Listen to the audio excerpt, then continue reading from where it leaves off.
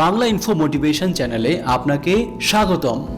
চিকিৎসা বিজ্ঞানের ভাষায় আমাদের শরীর যখন সারাক্ষণ ফাইট অর ফ্লাইট মুডে থাকে তখন শরীরে কর্টিসল বা স্ট্রেস হরমোনের মাত্রা বেড়ে যায়, যার ফলে নানা জটিল রোগ দেখা দেয় শরীরে। সুস্থ থাকতে চাইলে স্নায়ুকে শিথিল রাখার কোনো বিকল্প নেই।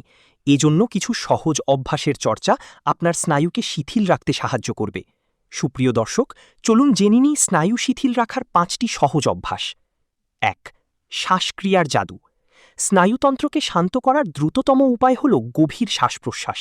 যখন আমরা দ্রুত ও অগভীর শ্বাস নিই তখন মস্তিষ্ক মনে করে আমরা বিপদে আছি। এর বিপরীতে বক্স ব্রিদিং বা 4-7-8 পদ্ধতি অনুসরণ করতে পারেন। 4 সেকেন্ড নাক দিয়ে শ্বাস নিন, 7 সেকেন্ড ধরে রাখুন এবং 8 সেকেন্ড ধরে মুখ দিয়ে ধীরে ধীরে শ্বাস ছাড়ুন। এটি সরাসরি মস্তিষ্কের ভেগাস নার্ভকে উদ্দীপিত করে এবং শরীরকে শিথিল হওয়ার সংকেত পাঠায়। 2. ম্যাগনেসিয়াম ও সঠিক পুষ্টি। স্নায়ুর সুস্থতায় সঠিক পুষ্টির ভূমিকা অপরিসীম। ম্যাগনেসিয়ামকে বলা হয় প্রাকৃতিক ট্রাঙ্কুইলাইজার বা প্রশান্তিদায়ক খনিজ। এটি স্নায়ুর অতিসংবেদনশীলতা কমায়।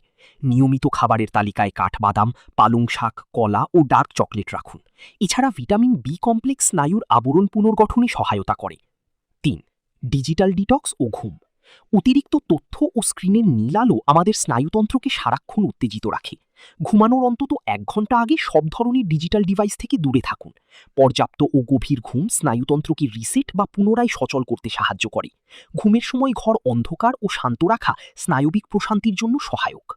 4. প্রকৃতির সান্নিধ্য ও যোগব্যায়াম। প্রতিদিন অন্তত 20 মিনিট খোলা বাতাসে হাঁটা বা সবুজ প্রকৃতির সান্নিধ্যে সময় কাটানো কর্টিসলের মাত্রা কমিয়ে আনে। যোগব্যায়াম বা ধ্যানের অভ্যাস স্নায়বিক উত্তেজনা প্রশমন করে এবং মনোযোগ বৃদ্ধিতে সাহায্য করে। এমনকি হালকা গরম পানিতে গোসলও পেশি ও স্নায়ুকে শিথিল করতে সাহায্য করে। 5. ক্যাফেইন ও চিনির নিয়ন্ত্রণ। অতিরিক্ত চা, কফি বা চিনিযুক্ত পানীয় স্নায়ুকে সাময়িকভাবে উত্তেজিত করলেও পরে তা ক্লান্তি ও অস্থিরতা বাড়িয়ে দেয়। এর বদলে ভেষজ চা বা সাধারণ পানি পানের অভ্যাস করুন। প্রতিদিনের ব্যস্ততার মধ্যে ছোট ছোট এই অভ্যাসই আপনার জীবনকে করবে আরও শান্ত, স্থির ও প্রাণবন্ত। আজকের ভিডিওটি এখানেই শেষ হলো। ভিডিওটি ভালো লেগে থাকলে আমাদের চ্যানেলটি সাবস্ক্রাইব করুন। ধন্যবাদ।